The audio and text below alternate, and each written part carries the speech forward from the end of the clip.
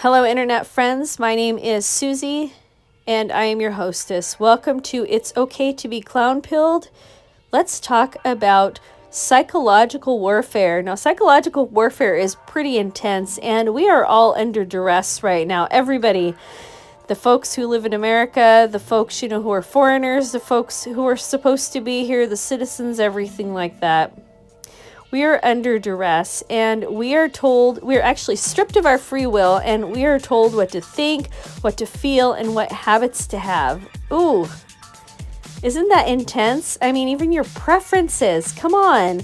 So if you like cream puffs over donuts or donuts over cream puffs, that's been predetermined for you. And how in the world, you're probably wondering, like, what in the world is she talking about? That sounds absolutely insane. Well, the propaganda in the media, and not just the mainstream media, but in the commercials too. Years and years ago, they revealed that there's subliminal messages like in the movies, and they said that they outlawed it in the movies. So they would flash popcorn so that people would go and get popcorn. But in the TV ads, they're flashing all kinds of stuff to us. And if you're somebody who's sensitive to being manipulated or coerced, then you're going to be irritated. You're going to find yourself extremely irritated by this manipulation, and you're not going to know why you're irritated. I think that's probably why a lot of people are on antidepressants. And I don't know if there's any studies out there that track the people on antidepressants. What kind of media do they watch? Are they watching mainstream media? Are they watching alternative media? And which alternative media are they watching?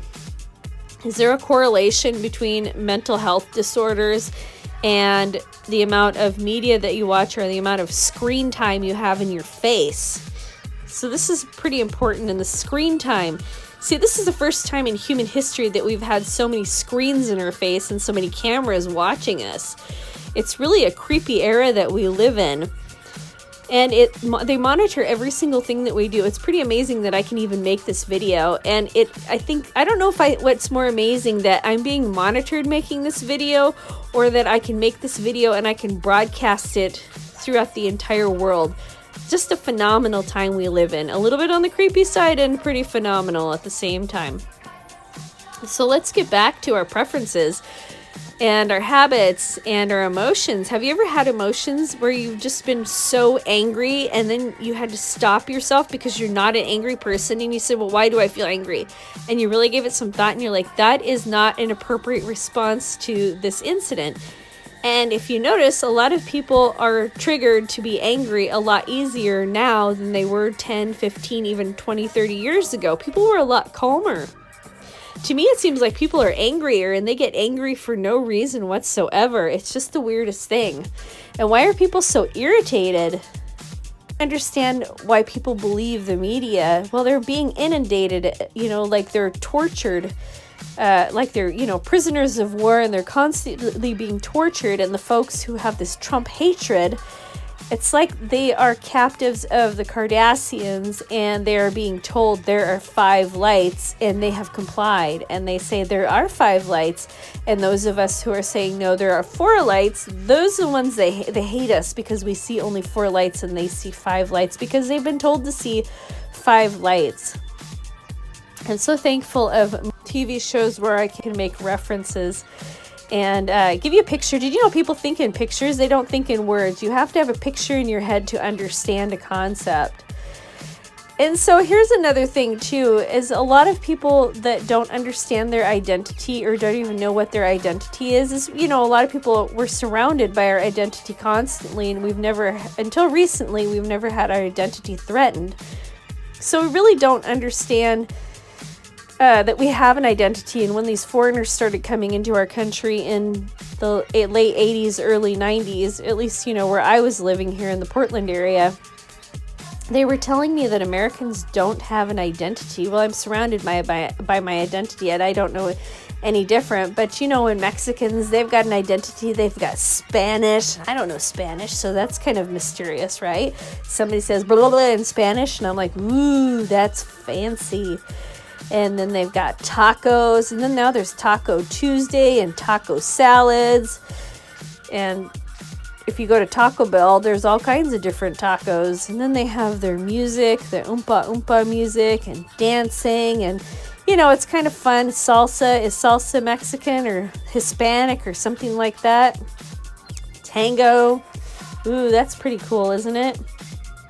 Our ballroom dancing, that's just so slow and so boring. And it's just so bland, right?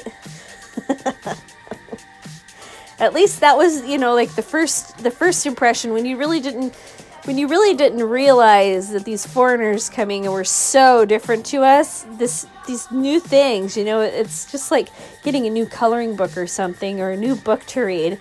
It's pretty exciting initially, and then you turn the pages and you're like, well, these are some pretty ugly pictures, or the pictures that have like a one object like a circle and you got to color the entire. It's like there's no design here. I'm coloring a plain circle. Why do I want to do that? There's no excitement in it, but you were excited initially because you got a new coloring book.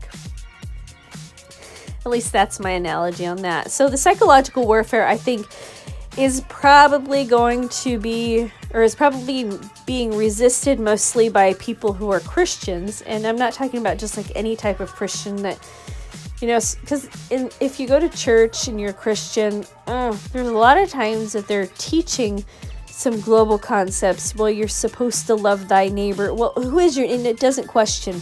I don't think any of the churches question, well, who is your neighbor? Who is supposed to be your neighbor?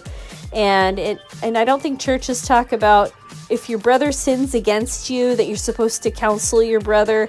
And if your brother does it again, let's say, for example, your brother stole $20 out of your wallet and you counseled him and you say, hey man, don't steal the $20. If you need $20, just ask me. And then your brother goes and steals another $20 out of your wallet and you're like, hon, I am done with you. I can't handle you stealing my stuff out of my wallet. You're making me crazy. It causes me so much stress. All you had to do was ask me for it. It's not hard.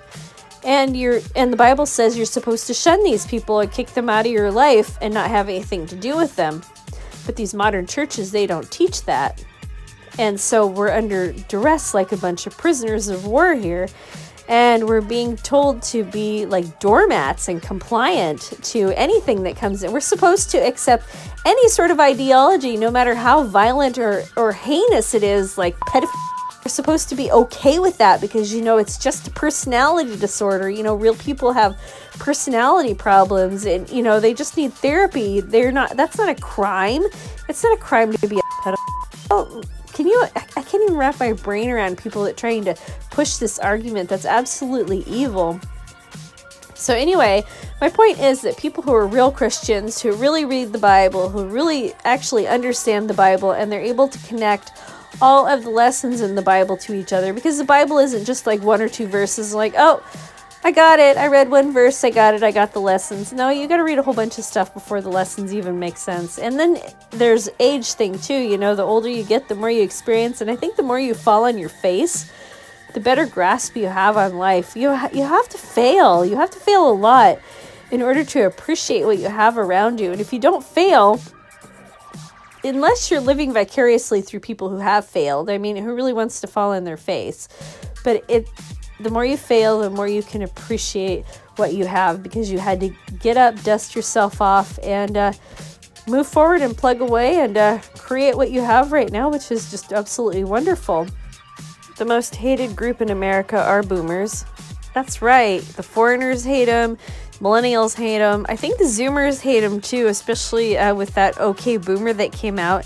And I don't know how many of the boomers are awake to all of the psychological warfare going on, but I would assume that a lot more would be awake than actually are. But, I live in the belly of the beast, so a lot of people just haven't woken up, and a lot of people know one or two foreigners, so they're like, well, this foreigner is okay, so they all must be okay, right?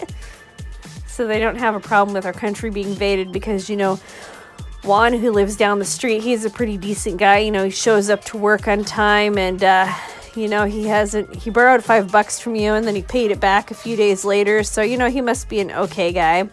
So if Juan's an okay guy, then all the other guys like him, they must be pretty good too. That's kind of like the reverse, what do you call that? Guilty by association. Then this is just innocent by association. Anyway, so people hate boomers, and I can't believe that Oprah Winfrey said, "I can't wait until old white people die off." You know something, friends? She should have been shut down for that comment. She should have been kicked off of air. Her advertiser should have shunned her. That is an egregious thing to say. Why is it that nobody's fighting back on that? Why? Because of the psychological warfare. It's like people have been given Xanax or marijuana to make them not really care. Oh, it's not that big of a deal. Another way that we have been subdued by this psychological warfare is that we've had words introduced into our lexicon, and it's given people who are crabs at the bottom of the pot who don't want us to climb out, it's given them an opportunity to beat us down and keep us down at the bottom.